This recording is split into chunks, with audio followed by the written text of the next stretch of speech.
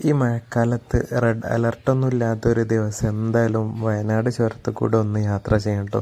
യാത്ര ചെയ്തിട്ട് അതിൻ്റെ മേലെ പോയിട്ട് ഒരു ചായയും കുടിച്ച് വരിക എന്ന് പറയുന്ന ഒരു ഫീലുണ്ടല്ലോ, ആ ഫീല് വേറെ ഒട്ടൊന്നും കിട്ടില്ല. മഴപ്പാറ്റെല്ലാം കൊണ്ടിങ്ങനെ വീട്ടിലിരിക്കുമ്പോൾ തോന്നും നമുക്ക് പുറത്തൊന്നും ഇറങ്ങണ്ടെന്ന്. പക്ഷേ റെയിൻ കോട്ടൊക്കെ എടുത്ത് പുറത്തുണ്ട് ഇറങ്ങിയാൽ പിന്നെ മഴയത്തുള്ള റൈഡ് ഉണ്ടല്ലോ, മഴക്കോട്ട് ഇട്ടിട്ട് യാത്ര ചെയ്യണത് സുഖമുണ്ടാവും.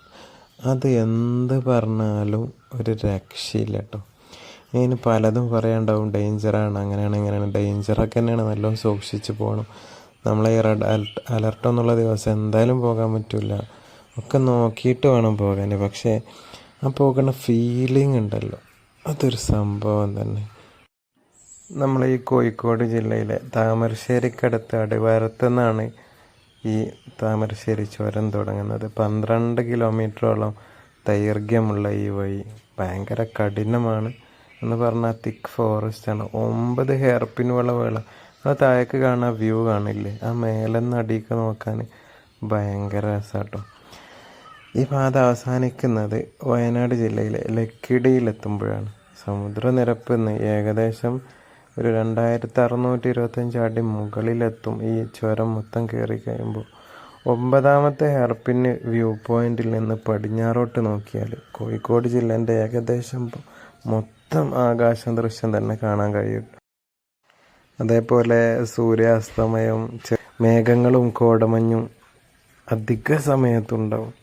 അതേപോലെ നമ്മൾ ഈ താമരശ്ശേരി ചുരത്തിൽ കൂടെയാണ് ഭൂരിഭാഗം ആളുകൾ എന്ത് ചെയ്യുക, മൈസൂരിലേക്കും ബാംഗ്ലൂരിലേക്കും മറ്റുള്ള സംസ്ഥാനങ്ങളിലേക്കൊക്കെ പോകുന്നത്. കാരണം മറ്റുള്ള ചുരങ്ങളിലേക്കാൾ അധിക വണ്ടി പോകുന്നത് നമ്മൾ ഈ താമരശ്ശേരി ചുരത്തിൽ കൂടെ. അതെന്താ വെച്ചാൽ ആ റോഡിൻ്റെ ഒരു വീതിയും കാര്യങ്ങളും പിന്നെ നമ്മൾ കോഴിക്കോടിൻ്റെ അടുത്തായതുകൊണ്ടൊക്കെയാണ് കേട്ടോ. കോഴിക്കോട് കൊല്ലകൽ ദേശീയപാത 766 കോഴിക്കോട് വയനാട് ജില്ലകളെ ബന്ധിപ്പിക്കുന്ന പ്രധാന പാതയായ നമ്മളെ താമരശ്ശേരി ചുരം ഉള്ളത്. കേരളത്തിൻ്റെ വ്യവസായ, വാണിജ്യ, ടൂറിസം മുന്നേറ്റങ്ങൾക്ക് ഈ പാതയ്ക്ക് ഭയങ്കര. നമ്മളെ മുത്തങ്ങ, ബന്ദിപ്പൂര് വനമേഖലയിലൂടെ കടന്നു പോകുന്ന ഈ പാത കർണാടക വനം ഭാഗത്ത് രാത്രി നിരോധനമുണ്ട്. അതുകൊണ്ട് തന്നെ വളരെ ക്രമീകരണങ്ങൾ ഏർപ്പെടുത്തിയിട്ടൊക്കെയാണ് ഇവിടുന്ന് എന്തുണ്ട് പോകേണ്ടത്. നമ്മളെപ്പോഴും പോയാൽ നമ്മളെ കർണാടകയ്ക്ക് കടത്തി വിടില്ല. അപ്പോൾ ഇതിൻ്റെ സമയവും കാര്യങ്ങളൊക്കെ കറക്റ്റ് നോക്കിയിട്ട് മാത്രമേ പോകാൻ പറ്റുള്ളൂ. എന്ത് പറഞ്ഞാലും നമ്മളെ ഈ മഴക്കാലത്ത് ചുരത്തിൽ കൂടെ ഉള്ളൊരു യാത്ര എന്ന് പറഞ്ഞാൽ വല്ലാത്തൊരു ഫീലിംഗാണ്. പക്ഷേ സമയം കാര്യങ്ങൾ നോക്കണം. ചുരം ഭയങ്കര ഡേഞ്ചറാണ്, മരങ്ങളൊക്കെ എപ്പോഴും വീഴാൻ സാധ്യതയുണ്ട്. ഞങ്ങൾ ഇന്നലെ യാത്ര ചെയ്തപ്പോൾ അവിടെ ഒരു മരം വീണിട്ട് ഒരുപാട് മണിക്കൂർ ബ്ലോക്ക് ആയി. അങ്ങനെ എല്ലാവർക്കും ഉണ്ടാകും മഴക്കാലത്ത് വയനാട്ടിലൂടെ പോകുമ്പോൾ ഉണ്ടാകുന്ന ഓരോ അനുഭവങ്ങളും. അപ്പോൾ വീഡിയോ ഇവിടെ അവസാനിപ്പിക്കാം കേട്ടോ.